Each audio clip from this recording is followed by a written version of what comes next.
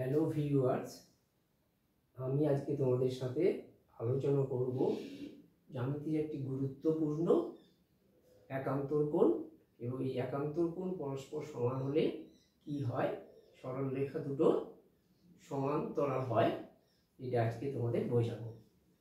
আমি আগে থেকে ছবি এঁকে রেখেছি একান্তর কোণ, যে এই যে ভেদক আমাদের জানতে হবে দুই বা ততোধিক সরল রেখাকে যদি অপর কোনো সরল রেখা দুই বা তার বেশি পৃথক বিন্দুতে ছেদ করে তাহলে ওই সরল রেখাকে ভেদক বলে। এখানে A B R C D দুটো সরল রেখা, তাকে ই এফ একটা সরল রেখা এ বি কে জি বিন্দুতে আর সি ডি কে এইচ বিন্দুতে ছেদ করেছে। তাহলে এটা লিখলাম যে A B O C D সরল রেখাকে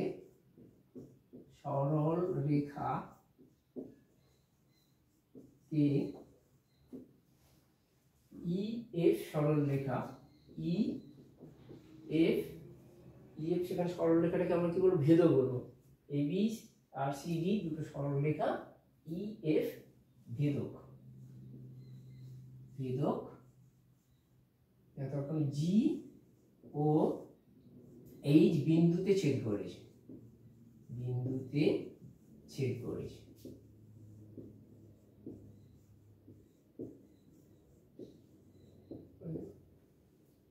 তাহলে একান্তর কোণ কি? আমরা একান্তর কোণ জানবো যে এই যে ভেদকের বিপরীত পাশে অবস্থিত দূরবর্তী অন্তঃকোণ দুটিকে পরস্পরে একান্তর কোণ বলে।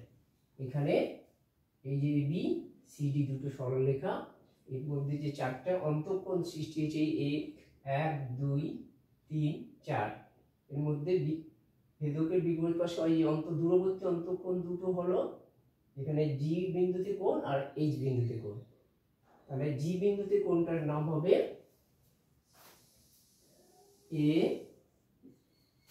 এ জি এইচ কোণ, এ জি এইচ একান্তর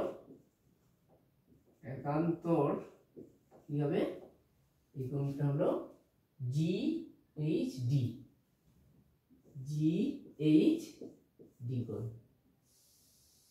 এই দুটো কোণ, আর কোণ দুটো কিরকম অবস্থান করছে দেখো, কোণ দুটো এইভাবে আছে, এই আছে, ইংরেজি জেড অক্ষরের মতো। আমরা এইটাকে যদি এখানে ছোট করে ছবি আঁকছি, এটা জি বিন্দু, এটা এইচ বিন্দু আর এটা ডি বিন্দু, এই দুটো হলো পরস্পর একান্তর কোণ। এই একান্তর কোণ দুটো যদি পরস্পর সমান হয়ে যায় তাহলে এই দুটো সরল রেখা কি হয়ে যাবে, সমান্তরাল হয়ে যাবে। কি হবে, যদি এই দুটো একান্তর কোণ সমান হয়ে যাবে, পরিমাপ সমান হয়, ধরো এটা 60 ডিগ্রি, এটাও 60 ডিগ্রি, তাহলে কোণ দুটো পরিমাপ সমান, তখন কি হবে, এই দুটো সরল রেখা A B R C D দুটো সমান্তরাল হবে। এ বি সরল রেখা সমান্তরাল সি ডি। আবার এটা হলো, আবার একইভাবে অপর যে একান্তর কোণ এই দুটো আমরা নিয়ে নিয়েছি, আর থাকলো এখানে এই কোণ জি বিন্দুতে এই কোণ আর এই পাশে এইচ বিন্দুতে এই কোণ দুটো পরস্পর কি বলবো, ভেদকের বিপরীত পাশে অবস্থিত অন্তঃকোণ। তাহলে এই ছবিটা আমরা যদি এখানে শর্টে করে নেই, এইভাবে আছে, এই আছে, এটাও জেড,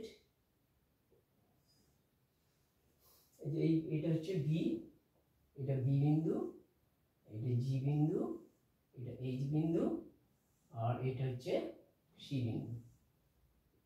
তাহলে এই দুটো কোণ কি হবে, কোণ দুটো হচ্ছে একান্তর কোণ। তাহলে এই দুটো একান্তর কোণ, তাহলে এই দুটো আমরা এখানে লিখব কি, এখান থেকে লিখব বি জি এইচ কোণ, একান্তর কি হবে, জি এইচ সি কোণ, এখানে হলো জি এইচ সি কোণ, জি একান্তর জি এইচ সি কোণ। তাহলে কি হবে, দুটো একান্তর কোণ, এই একান্তর কোণ দুটো যদি পরস্পর কি হয়ে যায়, সমান হয়ে যায়, পরস্পরের পরিমাপ সমান হয়ে যায়, মানে এই কোণ যদি ধরে নাও এটা এটা হচ্ছে, এটা যদি আমরা কোণ ধরেছিলাম 60 ডিগ্রি, তাহলে এটা হয়ে যাবে আর 120 ডিগ্রি, তাহলে এটাও হবে 120 ডিগ্রি। তাহলে ওই কোণ দুটোর পরিমাপ সমান, একান্তর কোণ দুটো সমান হয়ে যাওয়ার জন্য কি হয়ে যাবে, এই দুটো সরল রেখা পরস্পর এবি আর সিডি দুটো সরল রেখা পরস্পর সমান্তরাল হবে। তাহলে এই ক্ষেত্রেও আমরা 2 নম্বর দিই, এখানে 1 এবি সরল রেখা সমান্তরাল সিডি। তাহলে আমরা জানবো যে দুটো সরল রেখা সমান্তরাল হলে এক জোড়া একান্তর কোণ পরস্পর সমান হলে সরল রেখা দুটো সমান্তরাল হবে। আর একান্তর কোণ দুটো কিভাবে অবস্থিত হবে, এই যে দুটো সরল রেখা টানা আছে তার ভেদকের বিপরীত পাশে অবস্থিত হবে অন্তঃকোণ দুটো।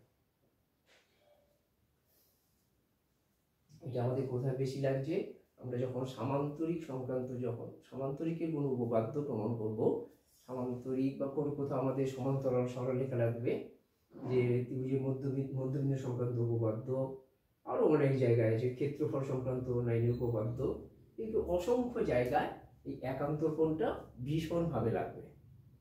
এবারে তাই ভালো লাগলে তোমরা এই চ্যানেলটিকে বেশি বেশি করে লাইক করো, শেয়ার করো, আর অবশ্যই কমেন্ট করো।